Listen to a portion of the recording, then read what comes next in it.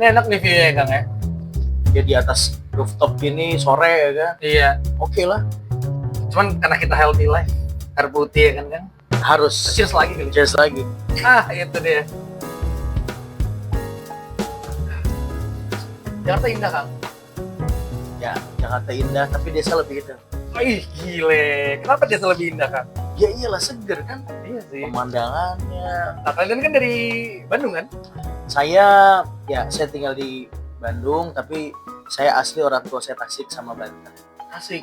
Ya. Oh. Tapi bukan nama orang Sunda asli lah. Sunda asli lah ya. Sunda asli ya. Iya. USA. Barudak. Barudak. Well. Kang Idan, lanjutin nih. Ya, gimana? Yang penasaran kita ngomongin Apulsi lagi nih ya. Apulsi ini di belakangnya tuh sih, atau dia tuh bersinergi dengan siapa aja sih?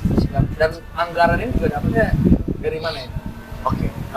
Apulsi ini lahir prinsipnya independen. Kita tidak terikat dengan siapapun.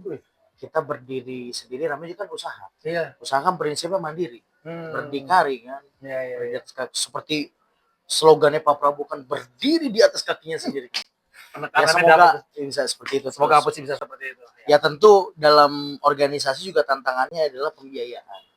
Karena untuk membesarkan, menghidupkan sebuah organisasi kan membutuhkan kos yang sangat besar. Ya disinilah challenge-nya kita untuk meramu, membuat bagaimana operasional pembiayaan itu tetap stabil. Tentu kita ada beberapa formula-formula seperti kita mengeluarkan IP project atau intellectual property project yang sifatnya event, kemudian ada teknologi dan lain sebagainya, yang mana nanti dari hasil itu kita bisa membesarkan organisasi. Contoh event dan teknologi ada lah. Nanti kita belum bisa spill. Kita bisa spill. Nanti memang kita ada resmi, kita akan spill di sosial media kita dan di platform-platform kita untuk membiayai organisasi. Mantap. Nah, tentu juga kita terbuka bagi siapapun yang ingin berpartisipasi. Artinya Apulsi kan secara prinsip siap bersinergi dengan siapapun, selama sama-sama punya kepentingan dan visi untuk membesarkan perekonomian di desa. Artinya membangun pelaku-pelaku usaha di desa. Siapapun kita terbuka, swasta, pemerintah. Misalnya kata kementerian ini, ayo tugas, siap. Kita siap perintah aja. Siap perintah. Iya. Kita siap menerima arahan. Iya. Ya sebagai anak muda yang tentu masih butuh banyak sinergitas dengan banyak pihak, ya posisinya Apulsi welcome. Anak muda ya. Ya, karena kan kalau anak muda ini harus mau belajar. Iya. Ya, dan saya bersama teman-teman Apulsi tentu setiap hari tugasnya belajar, kemudian belajar, karena supaya menemukan pola yang ideal. Gitu Mas Faris. Berarti Kang Lidan nih tadi nyebut muda, usia berapa nih Kang? Sorry. Saya tahun ini jalan 31. Enggak kelihatan 31 loh Kang. 30. Ini 17. Iya enggak. Kita kengin tahunnya kan. Selalu jauh ya. Iya Kang.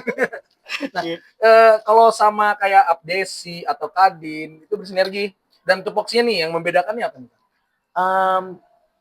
Jadi memang cita-citanya Apulsi itu ingin menjadi rumah besar seperti Kadin, tapi versi desa. Sehingga Kadin ini kan menarik. Dia kan memang kamar dagang dari industri terbesar di negara yang langsung ada undang-undangnya. Di sana anggota itu bisa mendapatkan akses pelatihan, kemudian akses jaringan, bisa ikut pameran besar lah. Kalau udah pelaku usaha masuk Kadin, sudah pasti omset dia bertambah lah. Karena tadi networkingnya berjalan, bahkan dia bisa dapat rekomendasi terhadap akses pembiayaan, modal, dan lain sebagainya. Kalau dia ada project-project atau mau ngebesarin usahanya. Nah, tentu kami berharap juga Apulsi bisa seperti itu. Nah, tapi fokus kami adalah pada para pelaku usaha desa. Kalau Kadin kan seluruhnya. Nah, kalau kami ambil porsi kecilnya. Kalau Abdesi itu pemerintahan, kepala desanya, betul. Tentu ya peran posisi Apulsi dengan Abdesi akan menjadi mitra, karena ya namanya di desa tuan rumah atau kepala rumah tangganya tetap kepala desa gitu kan. Sehingga ya walau bagaimanapun dengan kepala desa harus bersinergi. Bahkan dengan pemerintah kabupaten, Apkasi, kemudian pemerintah provinsi, Ya. seluruh elemen Apursi akan bekerja sama, akan bersinergi. Karena tadi bahwa kami punya cita-cita untuk membangun Apursi ini secara panjang, maka kita perlu bergandengan tangan dengan banyak pihak gitu. Dan Tadi ya si tadi semua lah, seluruhnya lah. Iya, iya, iya. Pokoknya seluruh Indonesia apa seluruhnya lah. Yang ada SI Yang ada kalau SI. bisa ya. PSSI juga boleh kayaknya. Akam sih pasti dong. Siap. Iya, Akam sih anak kampung sini pasti harus ikut anak kampung situ. Harus. Mungkin kalau Lionel Messi mau jadi ambasador Apursi juga boleh. Ini yang penting ada sisi. Ada sih ya. Yang penting, Iya. jangan Chelsea ya. Wah, kenapa tuh Kang? Oh, enggak. Iya, panjang lagi tuh. Ini Barca bagus sih Kang. Oh, boleh juga sih. Nggak usah. Ya. Kang Lidan, Siap. mau tahu dong, Kang Lidan kan maksudnya di usia sekarang udah seperti ini. Backgroundnya Kang Lidan dari gimana nih? Orang tajir melintir kah atau gimana sih Kang? Saya selama SMP sampai SMA tuh alhamdulillah dikasih kesempatan sama orang tua belajar di pesantren. Oh, di pesantren? Ya, saya jadi 6 tahun, saya pesantren di Tasik, lulus, kuliah saya di Jakarta. Disitulah saya mulai berkarya. Jurusan apa tuh Kang? Saya ngambil pariwisata perhotelan. Oh, nyambung banget ya dengan perdesaan ini ya? Ya, jauh sih Iya, kan? Itu satir aja Kang. Iya. Bisa Kang, maksudnya dari... Ya, saya murtad dari jurusan lah. Iya, karena nggak ada urusannya nih. Iya. Sama sih saya juga sih Kang, lulusan IT, jadi di dunia entertain ya. Di dunia komunikasi ya. Bener. Ya memang hidup kadang seperti itu ya. Waduh, Nggak mesti selamanya pesan-pesannya. sesuai dengan apa yang kita harapkan. Iya. Yang pasti yang kita miliki, kita jalani, kita syukuri. Nah, Betul, awal mula akhirnya bisa menyukai dunia perdesaan ini gimana? Jadi waktu saya pesantren, Heeh. kebetulan pesantren saya itu berada di Desa. atas sebuah kampung adat di Tasikmalaya namanya Kampung Naga. Jadi itu kayak Baduy lah gitu, kayak Baduynya di Banten. Nah, di Tasik tuh di Jawa Barat ada namanya Kampung Naga. Saya tuh banyak sekali kedidik atau terinspirasi selama saya pesantren 6 tahun itu, karena saya main di sana, berkehidupan di sana dan lain sebagainya. Saya melihat potret kampung itu tuh penuh dengan nilai. Bahkan mereka bilang bahwa kami tuh tidak menyuguhkan tontonan tapi tuntunan. Jadi memang mereka tuh mengatakan bahwa kehidupan masyarakat desa itu tidak marginal, tapi menjaga orisinalitas, mengembalikan sesuatu kepada fitrahnya. Karena kan bahkan ada kutipan yang saya pegang dari dulu sampai sekarang waktu di sana, kita harus bergerak maju ke depan tanpa perlu meninggalkan jejak kerusakan di muka bumi. Jadi boleh bergerak maju ke depan, tapi jangan ninggalin jejak. Apalagi jejaknya jejak kerusakan. Kalau jejaknya kebaikan, boleh. Nah kan betapa banyak pembangunan-pembangunan yang justru bergerak maju ke depan, tapi dia meninggalkan kerusakan lingkungan, adat istiadat, kemudian sosial, dan lain sebagainya. Padahal sejatinya hidup itu kan perlu dirawat untuk supaya berkesinambungan.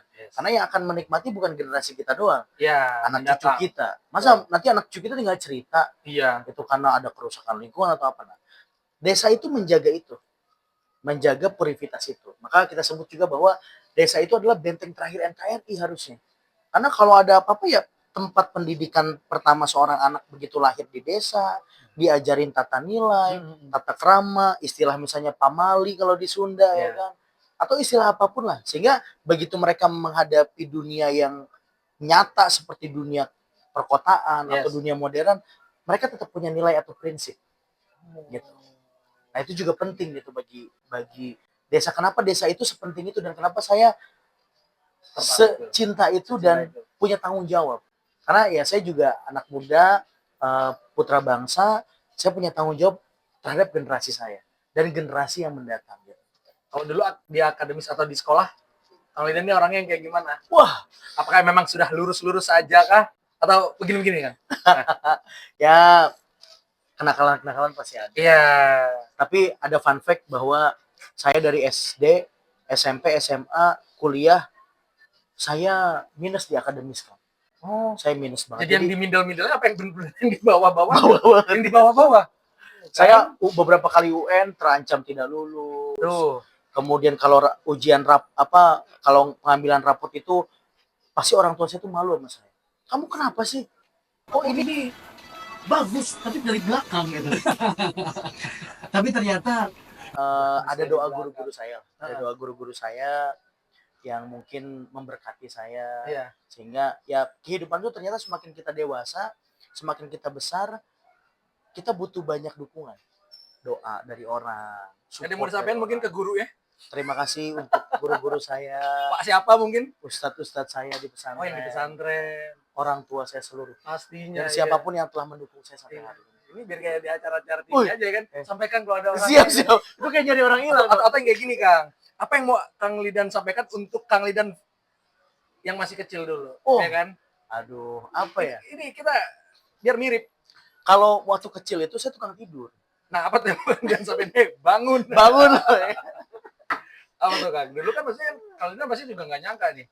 Ya Sama kan? sekali nggak. Sampai di titik sekarang. Ya. Karena kan ya tadi ya sekolah aja hampir-hampir Minus terancam lah. nggak lulus, ya kan? Betul. Harapan masuk negeri aja Mm-mm. waktu pas kuliah itu impossible. Impossible. Ya, ya, ya. Saya sempat belagu, kayaknya bakal lolos. Saya ditolak SNPTN berkali-kali gitu. Bahkan di salah satu kampus swasta pun saya nggak lulus gitu. Oh, Dia menyedihkan sekali ya. Iya, iya, iya. Tapi ternyata ya ada satu Turning point. keywords lah ya yang Oke. sempat menjadi trigger dan motivasi buat saya bahwa ada istilah the winner make the adversity as a tonic humbling board. Jadi seorang pemenang itu yang bisa melihat sebuah masalah menjadi peluang. Nah, di situ saya belajar, saya punya masalah ini, gimana peluangnya? Nah, kita selalu nyari jalan alternatif. Karena kalau pakai jalur utama kita nggak diterima.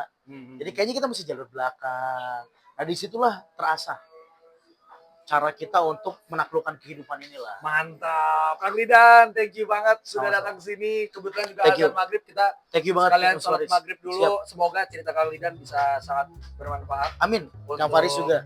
para penonton kita bisa berani memulai usaha, ya kan? Dan juga dapat banyak pelajaran dari kisah Sama-sama hidup. belajar. Dan juga nantinya kalau mau memulai atau apa bisa ke Apunsi langsung. Boleh. Kantornya ada di Kemang. Boleh. Di sosmed juga bisa dihubungin, ya Boleh. kan? Langsung dengan Kang Lidan dan beberapa orang expert Siap. di dalamnya. Sekali lagi Kang Lidan, Thank you banget terima kasih Mas banyak. Faris. Dulu. Sukses untuk Faris Nova Show. Ay, gila, thank you. Waktu itu nanti juga akan ada Kang Lidan berbagi tips juga dan juga target-target untuk generasi muda ke depannya, cuman nggak di sini. Dan Siap. kita naruhnya ya gimana ya Kang? Di short kali ya? atau di Diatur TikTok boleh. ya? Boleh. Kalau gitu thank you udah nonton sampai akhir. See you in the next episode. Goodbye.